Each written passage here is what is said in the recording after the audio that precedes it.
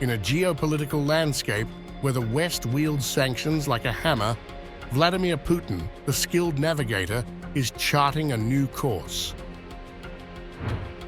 As he hosts the BRICS Summit in Kazan, Russia seeks to redefine global order, expanding the bloc with powerhouses like Iran and Egypt.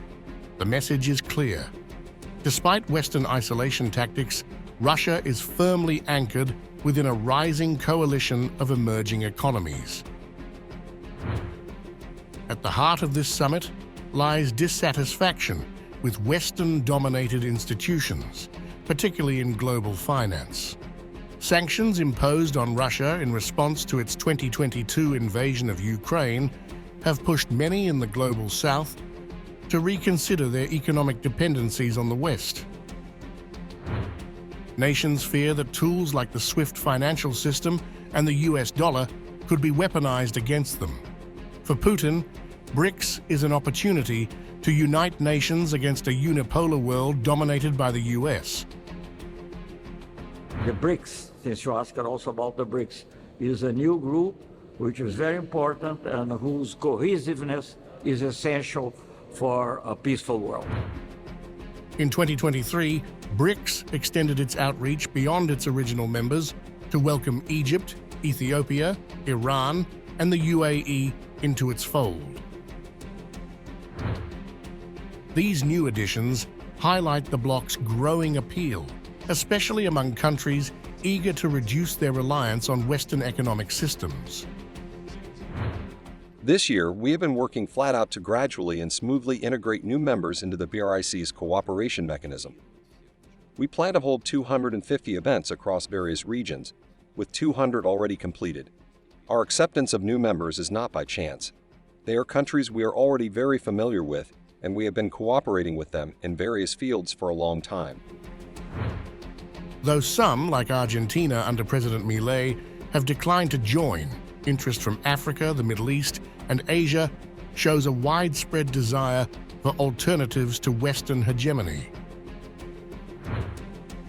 Putin's strategy is to leverage this sentiment, positioning Russia as a key player.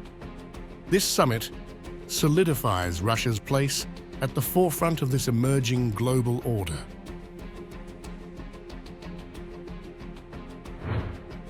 One major BRICS agenda item is reducing dependence on the US dollar in trade. BRICS nations have begun using national currencies for trade, decreasing reliance on Western financial institutions. While a common BRICS currency is unlikely in the short term, the bloc is committed to financial independence.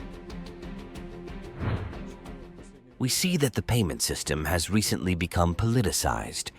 Western countries restrict payments and money transfers through banks. They limit the use of the financial message transmission system. Therefore, in order to ensure the independence and stability of our trade relations, there is a question of creating our own settlement system, our own system for transmitting financial messages. China has developed a SWIFT alternative, and countries like Turkey and Brazil are restructuring their reserves into gold. China is the huge financial hub in the world, right? I think that's part of the reason why we chose Beijing, because in particular, all these years, Western hemispheres already frequent as the host. Now is a really perfect time for SWIFT to have it in Asia, particularly in Beijing. Energy deals increasingly involve currency swaps instead of dollar transactions, showing BRICS' push for financial autonomy.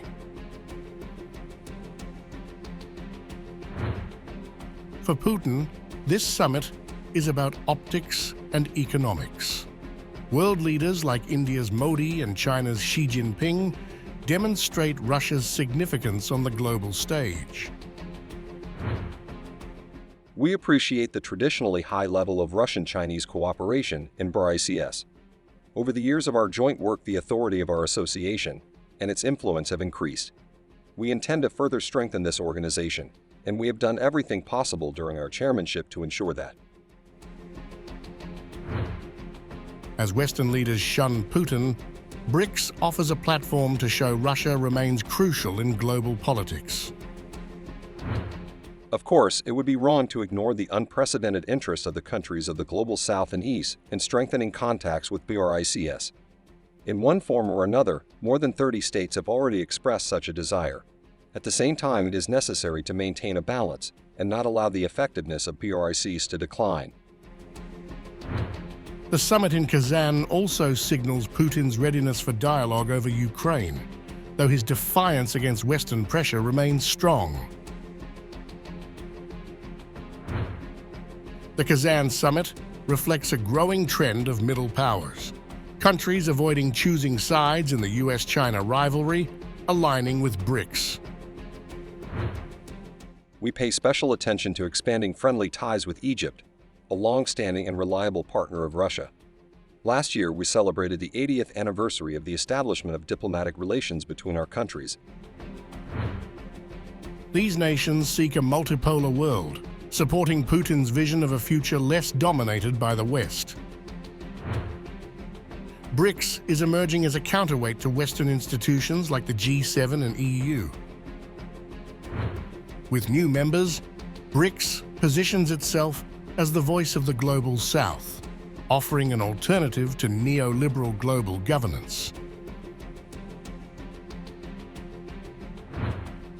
Putin's message is clear. Despite sanctions, Russia is not a pariah. Through BRICS, Moscow has found willing partners eager to resist Western dominance and chart their own path. As BRICS grows stronger, Putin's Russia steers the world toward a new order, one where the West no longer calls all the shots. The Kazan summit marks a pivotal moment for reshaping international power dynamics for years to come.